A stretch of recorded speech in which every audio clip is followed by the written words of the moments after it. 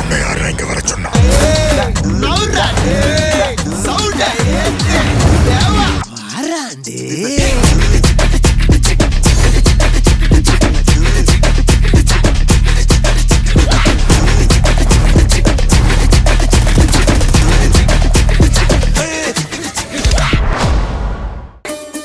உங்க புள்ள உங்களுக்கு உழைச்சு போடுறது கடமை. ஆனா நான் என் குடும்பத்துக்கு பண்ணா அது தர்மமா? அப்படி உன் அம்மா வீட்டுக்கு கடமையை பண்ணணும்னு நினைக்கிறவ எதுக்கு கல்யாணம் பண்ணிட்டு ஏன் வீட்டுக்கு வரணும்? கல்யாணம் பண்ணிக்கிட்டு வர பொண்ணு அம்மா வீட்டுக்கு எதுவுமே பண்ணக்கூடாதுன்னு சொல்றதுக்கு யாருக்கும் எந்த உரிமையும் கிடையாது. அத்தை, நீங்களும் ஒரு பொண்ணு தானே, கொஞ்சம் கூட யோசிக்காம பேசிட்டு இருக்கீங்க. என் வீட்டுல இருக்கிறவங்க என்ன செய்யணும் என்ன செய்யக்கூடாதுன்னு நான் தான் முடிவெடுப்பேன். நிச்சயமா நீங்க முடிவு எடுக்கலாம். அது இந்த குடும்பத்தோட பொதுவான விஷயங்களுக்கு மட்டும். இப்ப நான் செஞ்சது கூட உங்க அனுமதியோட தான். ஏன் அனுமதியா? நான் எப்போ உனக்கு அனுமதி கொடுத்தேன்? நான் சம்பாதிக்கிற பணத்துல என் குடும்பத்துக்கு செய்ய வேண்டியதை செய்வேன்னு நான் எப்பவும் உங்ககிட்ட சொல்லிட்டேன். ஒரு தனி மனுஷியா நான் செய்யற வேலை இந்த குடும்பத்தோட மரியாதையை கெடுக்குதுன்னா அப்ப நீங்க மட்டும் இல்ல, இந்த குடும்பத்துல இருக்கிற யார் வேணாலும் என்ன கேள்வி கேட்கலாம். ஆனா அந்த மாதிரி எந்த தப்பும் நான் இது வரைக்கும் செய்யலையே. நீ செய்யறது எல்லாத்தையும் வாய முடிக்கிட்டு வேடிக்கை பார்த்துட்டு இருந்தா அடுத்தது அதுதான் நடக்கும். விட்டா உன் தங்கச்சிங்க 2 பேர் கல்யாணத்தையும் நீயே நடத்தி வைப்ப போல இருக்கே. உங்க அப்பா உங்களை விட்டு செத்து போனதுக்கு நாங்க தான் கிடைச்சோமா? அத்தை, கொஞ்சம் பேசாம இருக்கீங்களா? நான் உங்க மேல ரொம்ப மரியாதை வச்சிருக்கேன். இப்படி மனிதாபிமானமே இல்லாம பேசி அதை கெடுத்துக்காதீங்க. எங்க அப்பா எங்களை விட்டுட்டு போயிட்டாரு, எங்களை வாழ வைங்க, காப்பாத்துங்கன்னு உங்க கால்ல யாரும் வந்து விழல. இப்போ இந்த நிமிஷம் வரைக்கும் அவங்க வாழ்க்கைய அவங்க தான் பாத்துக்கிட்டு இருக்காங்க. நானும் அந்த வீட்டு பொண்ணுதான். அப்படி இருந்தும் என்கிட்ட கூட வந்து அவங்க எந்த ஹெல்ப்பும் கேட்கல. நான் தான் அவங்களுக்கு ஹெல்ப் பண்ணிட்டு இருக்கேன். அது என்னோட கடமை அத்தை. அகிலா கோகிலா கல்யாணம் மட்டும் இல்ல, கதிர் திவ்யா கல்யாணம் கூட நாங்க தான் பண்ணி வைப்போம்.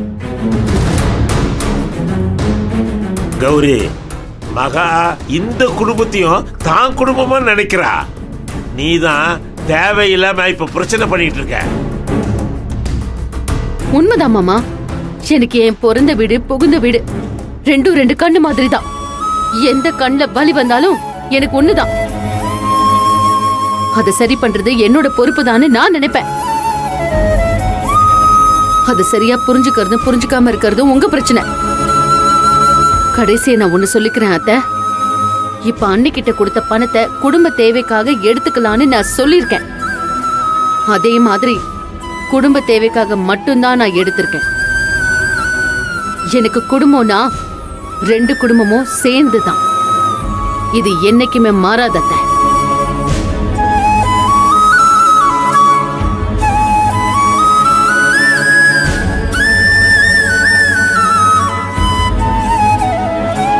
நில்லுடா. கொஞ்சம் கூட மட்டு மரியாதை இல்லாம உன் பெத்த தாய் அவ எடுத்துரிச்சு பேசிட்டு போறா. வாய மூடிட்டு பேசாம நின்னுட்டு ஒண்ணுமே தெரியாத மாதிரி உன் பொண்டாட்டி பின்னாடியே போற. நேத்து என்னமோ கதிர் மட்டும்தான் நீ பெத்த புள்ள மாதிரி பேசுற. இவ்வளவு ஏன் காலையில கிளம்பும் போது போயிட்டு வரேன்னு சொல்லும் போது அவனுக்கு பதிலே சொல்லாம முகத்தை திருப்பி நின்ன. இப்ப மட்டும் என்ன நீ பெத்த தாயா? அவங்க என்ன நினைச்சாலும் எப்படி நினைச்சாலும் அவங்க என் அம்மா. அந்த பாசமும் மரியாதையும் என்னைக்கும் மாறாது. ஆனா அதே நேரத்துல மகா என்ன நம்பி இந்த வீட்டுக்குள்ள வந்தவ. அவளை மரியாதை இல்லாம நடத்துறதையும் என்னால பார்த்துட்டு சும்மா இருக்க முடியாது. எப்பா டேய், இப்போ உன் பொண்டாட்டி தான் அம்மாவை மரியாதை இல்லாம பேசிட்டு போயிருக்கா. இல்லக்கா, அவ மரியாதை இல்லாம பேசவே இல்லை, உண்மைதான் பேசியிருக்கா. அவ பேசுனதுல எந்த தப்பும் இருக்கிறதா எனக்கு தெரியல.